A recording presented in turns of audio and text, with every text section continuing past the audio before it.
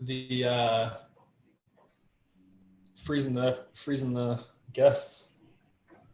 Are you pro freezing the kicker or no? No, we're actually live now. Okay. We are actually live. Where is the tweet, Bitcoin Magazine? Where is it? Oh, here we go. Look at that. John Riggins looking good on camera. Oh, wow. Okay, guys, let's give the viewers a couple more minutes to get back in, get in the live stream. Where were they? You know, we just popped up on their screen magically. We just got to give them a second. Get in for the first time. Be back in this week. John, what's behind you? The official bird of Nashville. My line that you stole. There you go. The crane. I was trying to give you an easy one, but you weren't paying attention. Okay. All right, you guys. He used to say that about Shanghai, and so it's fun that it's in Nashville now. Yeah, Hey. there's like 8 anywhere you are in Nashville. We got 2 right here too. Cheers. Everyone, welcome to Bitcoin Happy Hour. At Cheers, 2 p.m. everyone. Cheers. Cheers. All right, everyone. You may be noticing that Colin Harper is not with us. Unfortunately, he has some errands he has to run. So this is CK Snarks. I am taking over Bitcoin Happy Hour this Friday. I am joined by 2 of my favorites. We got John Riggins at DistRiggs on Twitter. Welcome to the show, John. How's it going? CK, thank you. You sound like such a host. I like it. For those of you who don't know John is the host of Bitcoin in Asia, which is a fantastic podcast that we put on, which dives deep into what is happening in Asia. No FUD, no rumors, just some facts with real Bitcoiners in Asia. So that's John. Next, we have Cassie Clifton. How's it going, Cassie? Doing well. How are you? Cass, what's your handle? At Bitcoin Cass. Yeah, you guys, Cass is our mining expert. She does the What's Happening podcast, which is a Bitcoin mining only podcast. She's going to break down some awesome stuff about mining today. So I'm super excited to have her on Bitcoin Happy Hour. Before we get into it, though, want to shill our sponsors. The first one is GiveBitcoin.io. GiveBitcoin is absolutely fantastic. It is an exchange that is dedicated around how to give and receive Bitcoin as a gift, right? So this Christmas, I personally use Give Bitcoin to give like 80% of my gifts this year. Dude, and I did too. It's fantastic. Yeah, it really is awesome. And the best thing about it is, for any of you Bitcoiners out there that have given Bitcoin as a gift, you never know if the person you give it to is going to respect the Bitcoin, if they're going to sell it, if you set them up with an exchange account, if they're going to lose it, if you set them up with a wallet. So the way that Give Bitcoin solves this is that when they get the Bitcoin, it's time locked for 1 year. And during that time, they are emailed a monthly lesson that kind of explains what is Bitcoin, how to store Bitcoin, explains hardware wallets, kind of like goes through the Bitcoin 101. So by the time their funds are unlocked, they at least had the opportunity to become an educated Bitcoiner. So really love what they're doing and their philosophy. Like I said, I used them for Christmas. It was just my birthday very recently. And I didn't ask for anything, but I should have asked for Bitcoin over Give Bitcoin. So if you guys have a holiday or something coming up, make sure to use Give Bitcoin to give the gift of Bitcoin, and use our link, givebitcoin.io/happy hour. So that way they know we sent you there. All right. Next, Bitcoin 2020. Should I show that? Or, do you guys want to jump in to show Bitcoin 2020? If you guys don't know what it is, you're living under a freaking rock. I'm so excited. So excited. What do you have to say about it? So, what is there to say? Like Tony Hawk's going to be there, Nick Szabo, Adam Back. There's some great speakers. Tons of core developers. Yeah, going to be announced pretty soon. Everybody's stoked. A lot of people coming over from Asia. Be a nice global audience from Africa, from Europe, South America. It's going to be great. Yeah. Yeah, you've had a lot of conversations with our international sponsors, haven't you, Riggs? Mr. International over here, bringing them all home. Let's go. That's all right. Cool. I'm super pumped too. Lots of miners are going to be there. What can you say? Like I always say, Bitcoin 2020 is going to be Bitcoin Twitter in real life. We're talking about each other a bit here. Yeah. Oh, for sure. It definitely was last year. That was a pretty fun part of last year, is like meeting people who you just kind of saw on Twitter. It's going to be the same thing this year for sure. But So bigger and for better. you guys listening to this and you don't have your tickets, you better go freaking buy them right now. They're currently 150 if you use BTC or 200 if you pay with fiat. And after today is over, they're going to increase in price. So we know you're going to FOMO in. Everyone always does FOMO in at the end. We've all done many events, and that's always how it happens. Don't buy $400 Bitcoin 2020 tickets. Buy $200 Bitcoin 2020 tickets. Save yourself some money. Or some money. $150. Yeah. Yeah, or 150. Buy them with Bitcoin, replace, and then also stack with the $50 that you saved. Like, just keep it going. Keep it going. Yeah, That's like right. 2 months out from the event, I don't know of another event that is offering the ability to buy a $150 ticket to their event that's going to be 4,000 people in San Francisco with the Nick Zabos and Adam Backs of the world. So Let's go. definitely What a one kind. of a kind. All right, guys. We got some great DK, topics here. who's the oldest person you gave Bitcoin to at Christmas? Oh, I gave it to young people. Young people? Only young people? Yeah. I mean, yeah, not going to dox the fam too much, but it's mostly the young people trying to seed them early.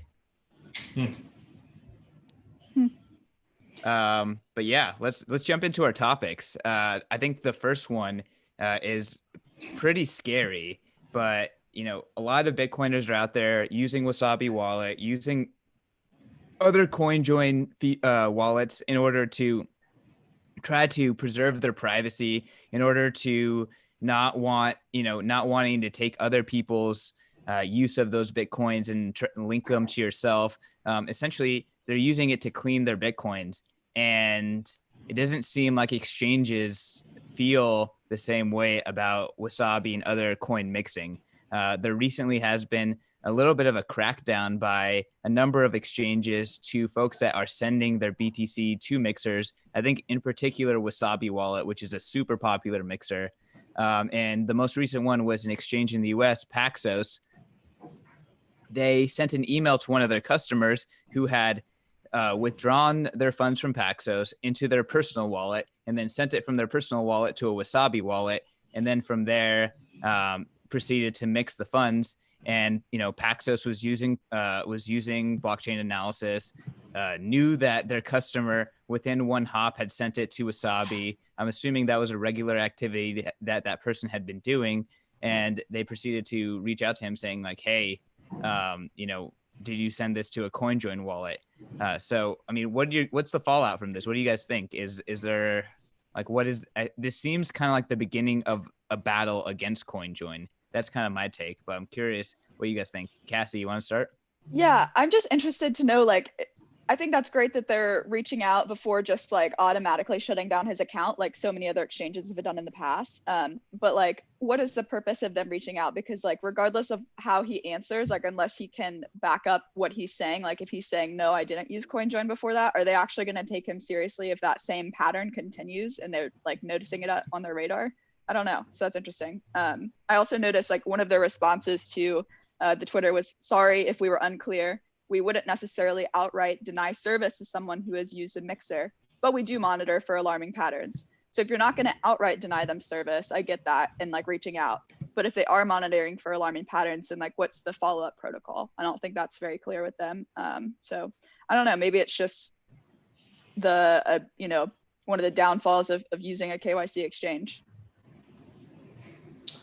Yeah, you can't really fault these businesses. A lot of these businesses get get a hard time when these kind of things come out. But you gotta follow the law if you're gonna play in these markets. And I liked what Matt Odell said yesterday on their podcast about really it's, hey, if we get enough people using it, if we make it the mainstream thing to do, it's harder to do these types of things. So I'm in that camp. I can't really blame the exchanges, can't really blame the operators that have to, either be shut down or go to jail or, do some of this. So let's keep on. What do you think, CK? Yeah. I don't know. Like one thing for sure is they're monitoring on-chain use. And I think 90% of people, at least in the West, use KYC exchanges to get their Bitcoin? Like, I'm curious, is this an existential threat to Bitcoin? Not sure. In present day, I don't feel like it is, but in the future, yeah, I think Jameson Lopp's tweet kind of hits home. The next great Bitcoin battle will be over privacy. The cracks are already starting to show as more companies are closing accounts of people who use privacy preserving services. These companies shall find themselves on the wrong side of history. So I guess time will tell. Any takes, John? Yeah, it's a pretty bold tweet. I didn't see that. So you do have some alternatives, and if people move towards the alternatives, then again, it's about people, it's about users, and people moving to other routes and letting companies know with their feet what they want. Yeah, that's pretty true as well. Like, that's the beautiful thing about Bitcoin, is that it enables regulatory arbitrage, and someone can just spit up a service in some jurisdiction that doesn't pay attention to it, and then people can sign up to it without using KYC and use that service. Binance was a great example of that. Typically, it seems like when they get too big, that's when governments kind of squeeze, but there's really nothing stopping someone else from entering the market and then addressing that need. So yeah, I mean, Bitcoin's powerful for that reason, but at the same time, it's scary too. Like, people are lazy; they're gonna do the easiest thing possible. And how did gold get taken away? They made a list of who had all the gold, right? So unless you have anonymous gold or you have anonymous Bitcoin, and you have ways to anonymize that Bitcoin, which is really hard right now, that's scary in worst case conditions. Yeah, especially with like exchanges like Local Bitcoins enforcing KYC AML rules now. That's just gonna make things even like all that more difficult. So I don't know, maybe in the future there'll be like a Tinder where you like just try to meet up with people to buy Bitcoin. Who knows? It just becomes a subliminal use of Tinder, is you're actually trying to just buy Bitcoin. Yep. Although it'll probably be like more like a grinder, something that's like Israeli based, right? A little bit more high tech and progressive. So I was in Israel earlier in 2019, and I was looking for non-KYC ATMs. I didn't see any, but I hear rumors that there are non-KYC ATMs in Israel, which is pretty badass. That's very cool. Yeah. I wonder if you just have to know the right people. Probably kind of hard to find online. Because they don't want to. Do you guys have any more takes on this? Not particularly. I just feel like there's so much uncertainty around regulation in general, and I don't know, like, favorable legislation would be great, but I don't want to say all regulation is bad, but there's also an issue with this lack of regulation too. So do you think enhanced privacy is actually necessary for Bitcoin to survive and thrive? I think it's necessary in optionality. I don't know. I think that in conditions where someone wants to seize your Bitcoin, not having privacy is where that really becomes difficult. So Bitcoin can work, it can appreciate, can continue being sound money, but it's just in those worst case scenarios where someone's trying to seize your Bitcoin, the KYC aspect really threatens, you being able to essentially keep Bitcoin secret. Yeah, and in the entire history of the world, there has never been a year in which there wasn't a country that existed that was not able to seize funds of its citizens. So in that sense too, I think like privacy is really important. I think then we get into conversations of like privacy optionality. Is that forced on, like, does that have to be implemented on layer 1? Is that layer 2? Which is a much larger debate. So yeah, I mean, like, Lightning is obviously more private, but yeah, if all your funds going into Lightning is KYC'd, yeah, exactly. There is a little bit of the feature set that is compromised there, I think.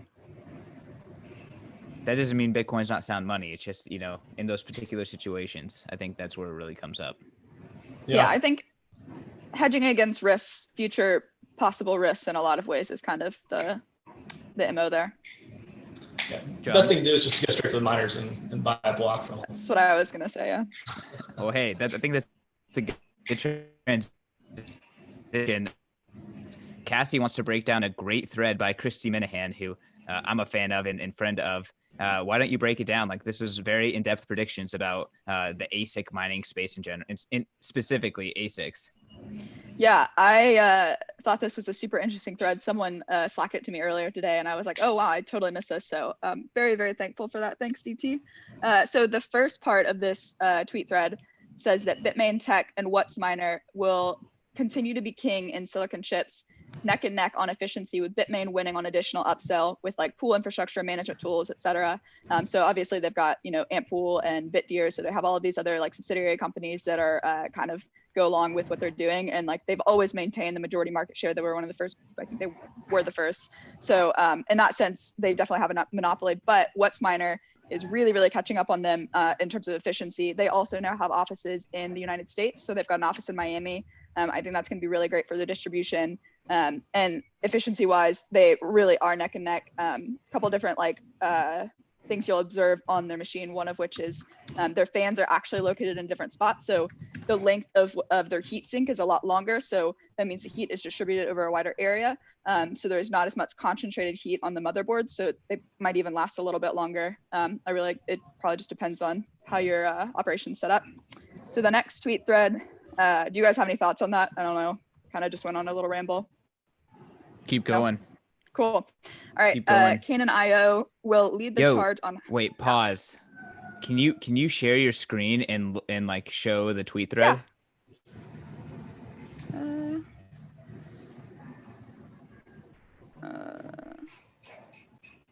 Screen share preferences.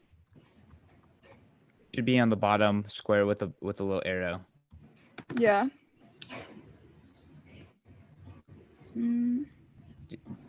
So like look on the main app bottom, it's a green square with an arrow that says share. It's not in preferences or anything. It's like on the, if you're looking at me and John, on the bottom. Yeah. Wow. Boom. Yep. Yes. Yep. There we go. Literally, it was pointing at your chin. Yeah. Also, for anyone that is watching, please do not judge me for my tab. Full screen, baby. Right, let's go. Is it full screen? No, it looks good. All right, let's break this down. Yeah, don't judge me for my tab situation. I'm working on getting that under control. Dude, it looks normal to me. Yeah, all right. Because I've got another window minimized, but we'll just let that slide. So anyhow, number 2, Canaan.io will lead the charge on high density immersion solutions and continue to win over a large portion of the Russian and EU markets due to their willingness to build custom solutions for customers. I think that's interesting. I don't know that I necessarily agree with that one, actually.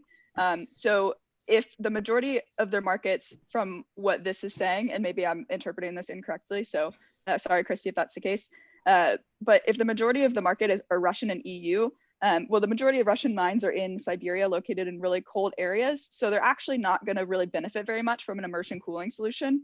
They're actually just going to open their windows and use that to cool their facility. So thought that was interesting. So maybe EU markets, I can understand that. But the willingness to build a custom turnkey solution for customers, I think that is certainly key. And that's something that Bitmain has not historically been willing to do. I mean, you can talk to Slush about that, specifically with the software. Number 3, InnoMiner will take lead on selling chips and IP to allow other farms and operations to build their own devices, taking the mantle from Bitfury Group. That's really interesting. Don't know that I have that much to add there. Anyone else? Maybe Riggs on the international side. We're just gonna respond at the end. Just all right. You chew through this thread. Good. This is all you. Also, I think it's interesting that they might be willing to sell international property, because I know that that's been a really big deal in terms of other players entering the manufacturing industry. That's like one of the largest barriers to entry, especially for like getting manufacturing operations set up in North America, regardless of whether or not, the hardware tech for ASIC miners is like on par with industry standards, like the chips used in iPhones and whatnot. There's still a lot of intellectual property that like Bitmain has rights to, right? We've seen that over the MicroBT WhatsMiner situation going on in China. Number 4, SPI Carbon and SPI Crypto. Side note for those of you who don't know, SPI Crypto is in part behind, I think that they had the a partnership set up with Bitmain to open a mining farm in Rockdale, Texas. But that's kind of since dissolved. Although they're looking at other sites in North America, they weren't able to get their operational costs low enough. So an SPI Crypto will provide innovation on the PCB and housing that will redefine how we build BTC farms. Interesting. Haven't really seen a ton of information about what they're doing. I don't know about you guys, but they invested in Ripple, so I don't know what the hell they're doing. Yeah, shady. eBank will quietly scale up with Madison Holdings and potentially become part of them or Diginex Global. And I believe that they may be one of the first to lead innovation in physical Lightning infrastructure. Very cool. You don't really hear a lot about eBank. They're slowly like gaining market share and scaling up. They definitely offer a much lower cost product, which is I'm sure favorable, especially in like a North American market when tariffs are already really high. And then if you pay on the percentage of what your, $2,500 hardware, makes a lot of sense. Brain Systems rewrite CG Miner to become the de facto standard on all devices except Bitmain Tech. Like was previously mentioned, and you might learn a little bit more about this in my pod with Brains. They are working on an algorithm that would be kind of like an opt-in for your hardware. But right now, Bitmain, that's not something that they're really open to. So we'll just kind of see how that goes. Layer 1 Official will innovate in high density solutions and be one of the first to lead innovation in casing and power supplies for wind and solar powered miners. Makes a lot of sense, especially on the wind side. Texas has like 86% of the country's, generates like 86% of the country's wind power. They're adding an additional 8 gigawatts to the grid in the next 2 years, massive amount of energy. Layer 1 is based in Texas, at least their operation site. And they have a lot of megawatts, so their operation's pretty big, which makes a lot of sense. If they want to make money, they'll have cheap power from renewables. And yeah, so Obelisk Tech, I haven't heard from them in a little while. I know David Vorik is really focused on SIA right now. So they are the guys behind SIA. Yeah. So would be really interesting to have them come back into the space. I personally would love that because David already has a lot of knowledge about manufacturing in North America. So to have someone with that like historical and experiential knowledge to be able to play a part in building an operational site, a manufacturing site out in North America, that could be huge for decentralization in the space. Hashrate, also really like their pod, will lead out a user-driven marketplace for buying and selling optimized drivers, firmware, and monitoring and management solutions for ASICs. Would also give their pod a check out. Probably have a little bit more information about that. But yeah, I thought that was a great thread. I really look forward to her thread on pools. Don't have any comments? I'm interested about the eBank Lightning thing. I recently interviewed for POV Crypto the head of Bison Trails, and all they're doing is they're building out like the best sort of like easy infrastructure for staking and Ethereum hosting, but they're dabbling in Lightning and they're thinking about it. And I think that there is a place for cloud hosted enterprise Lightning software and nodes. Just kind of curious how that space is going to start to evolve. So very interesting to hear that eBank, is dabbling and thinking about that. I had absolutely no idea. Yeah, I didn't either. Maybe that'd be a great spot for them to incorporate some sort of way to easily sell newly minted Bitcoin at a mine to a consumer. Could be a cool product it'd be a lot more private too. Like the privacy of like newly minted plus Lightning infrastructure could be huge. And they could like upmarket, like, they could charge a little bit higher on the spot price just because it's obviously private. It's a lot of more anonymity there. So it'd be a cool model. I don't know. Interesting theory. Do you have any thoughts, Riggins? I'm with you on the enterprise hosting is going to be an interesting thing to watch out for. Good thread. Point number 6, Brains taking over as the de facto mining software. That's fantastic. Right now, like Cassie said, Bitmain has like this massive monopoly on what kind of software miners are using, and that enables them to point the software or point the miners by default at their pools, have limitations on how much you can overclock and stuff like that. Essentially, they kind of handcuff your machine and gives them an advantage. So it's amazing to see Brains, which built an open source, totally open thing that gives the owner complete control of the hardware. If that becomes de facto, I think that's a win for the mining space. Yeah, Brains will be at Bitcoin 2020 too. Yeah. Hey, also, you can stop sharing your screen now. Okay. Awesome. Riggins, again, if you don't have anything else to say, let's just hop into the next topic. Yeah, the Canon IPO here recently, obviously a big deal too for 2020. They're the only manufacturer using both TSMC and Samsung foundries now. Right. Added a lot of legitimacy to how they're seen in China. Just a very, very big thing, even if the price isn't correlating to Bitcoin's rise as much. But yeah, and pretty much all these mining companies will be at Bitcoin 2020, as Cassie said. The ones that I'm talking to, all of them are interested in meeting with North American power suppliers. They all want to find that cheap American energy, and so that's one thing they're looking for. Great opportunity to meet with all these folks in person. It hasn't happened a lot in the past, so another Bitcoin show for. Who would have thunk it that free markets make the cheapest energy in the world? Freaking mind blowing, right? That's very Shout out true. to Texas.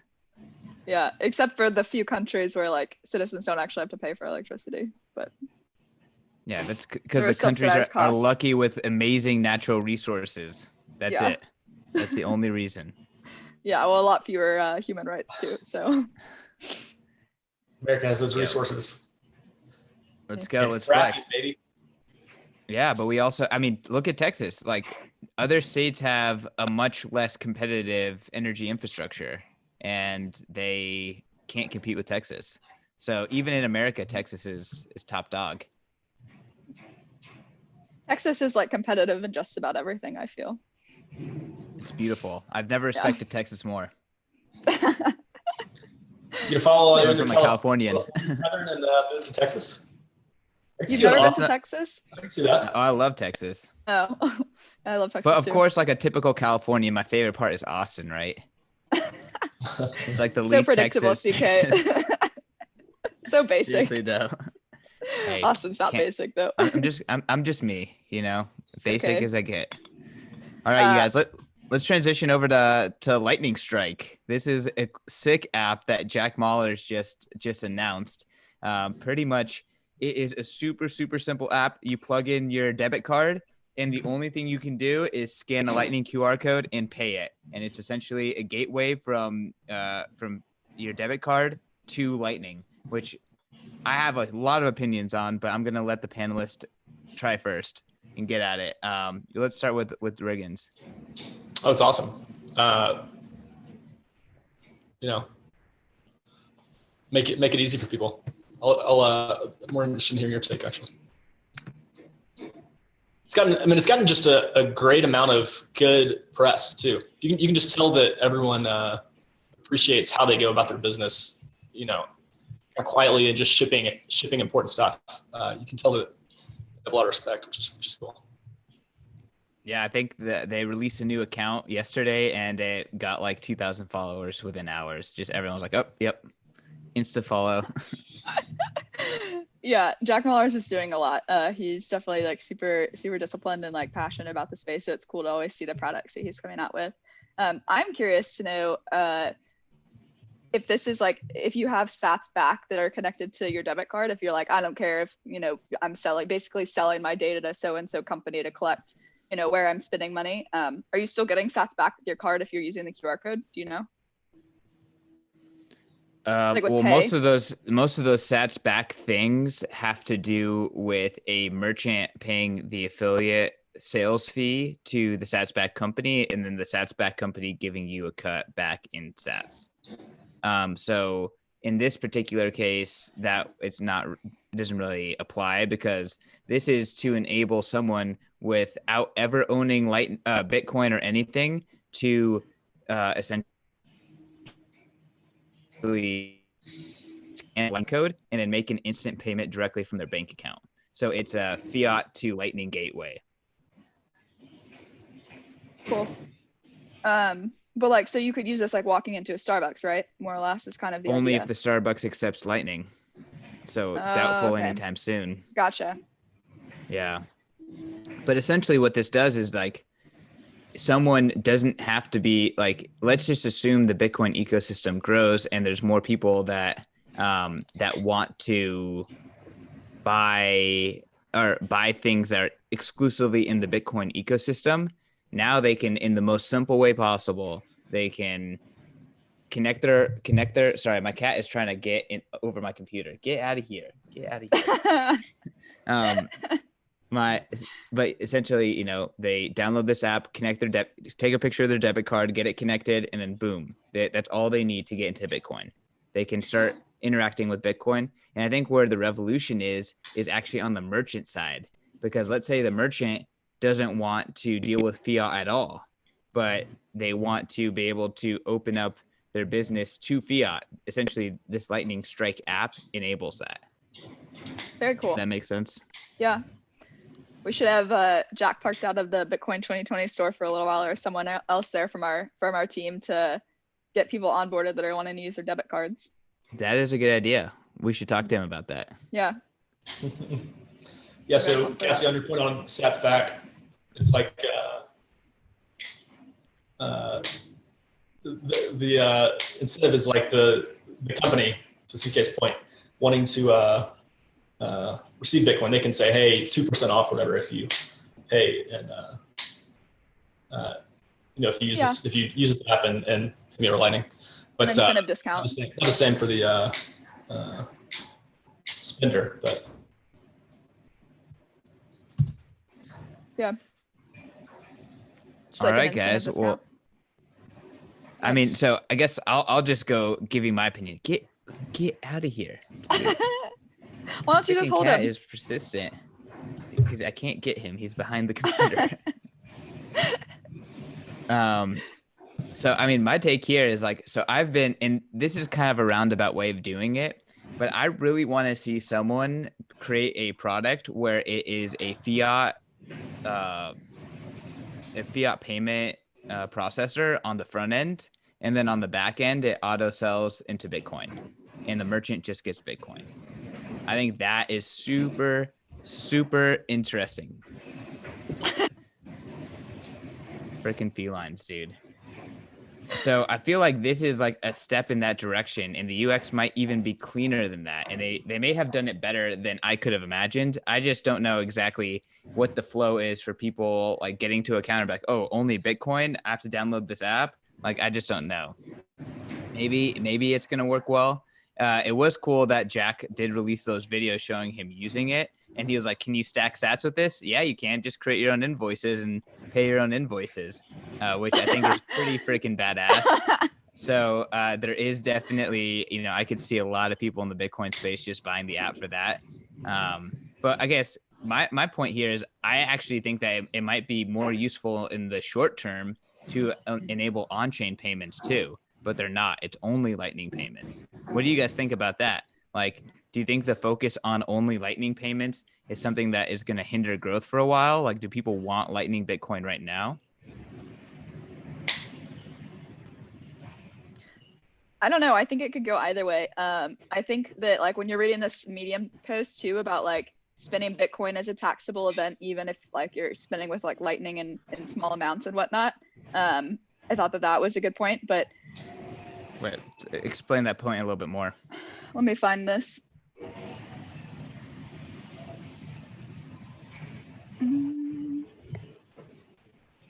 Okay, tax. My computer is decided to lag because I have all of these freaking tabs open. Okay.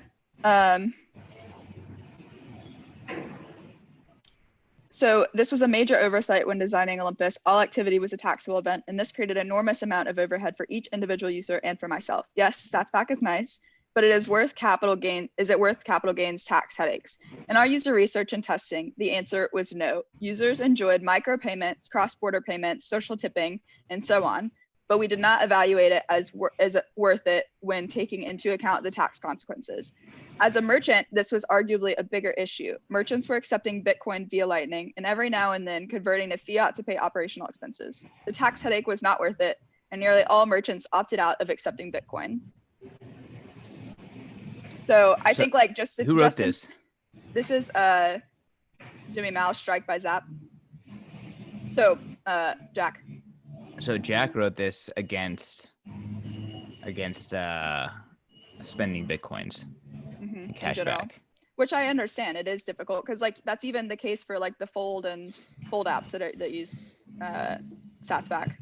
So I understand, and like that's what I mean in terms of like regulation, like clarity with regulation, is that like right now, because it's a taxable event, I think that it's just it's almost decentivizing in a lot of ways for merchants to to accept Bitcoin payments, because it makes it more of a tax headache. And there are so few accountants that are qualified to do a crypto accounting that like oftentimes when you pay them hourly, they're also going to charge you to learn how to do crypto taxes. So you're going to pay for their onboarding into the space more or less. So it gets expensive.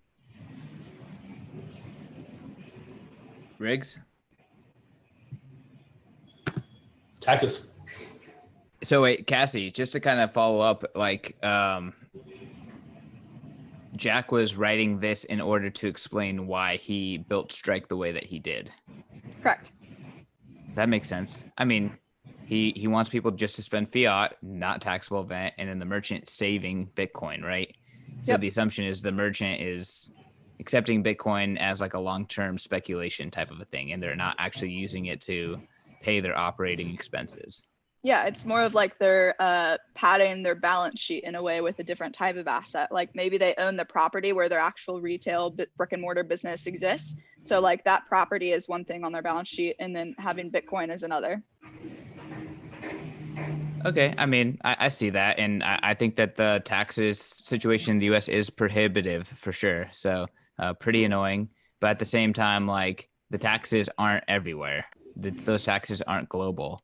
So no. I don't think that you can take it into account and just apply it to Bitcoin as a whole. That's just in the U.S. That's true. Yeah, but for me personally, I guess I'm biased.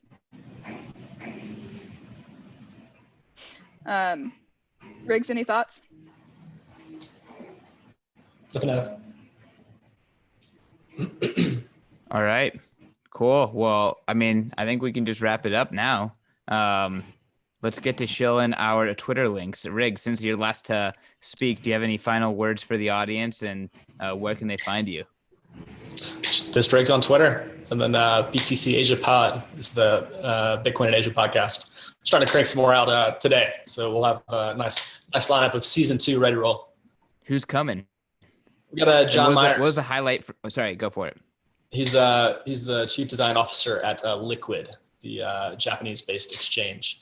So kind of around what he thinks about design in the space now, and how they think about UI UX in different markets. Pretty interesting. If you're into that topic. What was your favorite episode in the past? Because I'm assuming most people watching haven't checked out Bitcoin in Asia. Yeah, some fun ones. I really enjoyed Top from BitCup. Really great story. The biggest exchange in Thailand now. Really like the kind of the Brian Armstrong of Thailand or something. So in a better way than maybe some Bitcoin magazine would say. But just an impressive career as an entrepreneur, young guy. I think he's 28, 29. And he started CoinsPH, which was the most successful, essentially, Bitcoin company in Southeast Asia so far. Sold for 100 mil to Gojek. And then now he's running the largest Bitcoin exchange in Thailand again in BitCup. So super fun talking to him. And then some other good ones too. Binsberg from Blockstream up in Beijing was a fun one. I love that one. A lot more to come. Awesome. I'm excited for him. Cassie. Same question. So next week I'll have a pod coming out with Luxor. So they're a North American mining pool, super cool. They're actually working with Slush on kind of not necessarily implementing, but helping with adoption and building out some of these like proof of work cases. And then, so that's with Nick Hansen, their CEO, and then Eddie Wong, who's one of their lead developers. And then in a couple of weeks, I'll have an episode coming out with Justin Padola. I think that's how you pronounce his last name. I'm sorry, Justin, if that was incorrect. So Justin's at Elite Mining, which I actually hadn't heard of, but I met him at a mining conference in last July. Just a really cool dude. He is really passionate about this space. He had a previous background in construction and like solar and renewables implementation. So it makes him really, really great for kind of like a transition into building out a mining operation. They're actually a tokenized operation, meaning that like pretty much anyone can buy into their operation, which is really cool to be able to like say that you're a part of that. I mean, obviously they have some lead investors, but then the buy-in is like $7,500, which is very reasonable. So I think that's super, super cool. Mostly solar powered. So they'll be sub 2 cents and then sub 0.5 cents once they're like full out implementation in all phases. So it's really, really cool. Interesting about the tokenized part. I'm not a tokenized hater. I think ICOs were bad investments, but very interested to see how that plays out. Also for Luxor, I'm getting drinks with them in like 2 weeks. So the whole team really? is in SF. Yeah. So excited about that. They're a cool company in the US, building out mining in the US. So gotta love that. And you guys, for me, Bitcoin 2020, make sure to buy those tickets today. I'll even give you a discount code. Use code CK. That's 20% off. So that's like what? That's $160 with fiat, $150 with Bitcoin. Come on, no excuses. Buy your tickets today, and then you can find me at CK_snarks on Twitter. You can find my personal podcast at POV CryptoPod. It's just me, the BTC guy, against David Hoffman, the ETH guy, and it's just always a battle royale about what is the best currency. Obviously, it's Bitcoin, but we like to give them some time on the stage too at POV Crypto. Half the battle is hearing out the other arguments, right? Something like that. Keep an open mind, see what you can learn, But with that, peace out, everyone. Thanks for joining us. Thanks, everyone. You can find me on Twitter at BitcoinCast, and same for my podcast at What's Happening. Oh, nice. I didn't realize you didn't plug it yet. No, Well I hadn't, but thanks for stealing the entire Let's stage. go. I'm sorry. He really I'm doesn't sorry. like to share the stage with David. Hey, we haven't stopped yet. So, hey, at BitcoinCast, at What's Happening. Let's go. Fantastic follows both. Let's go. Peace.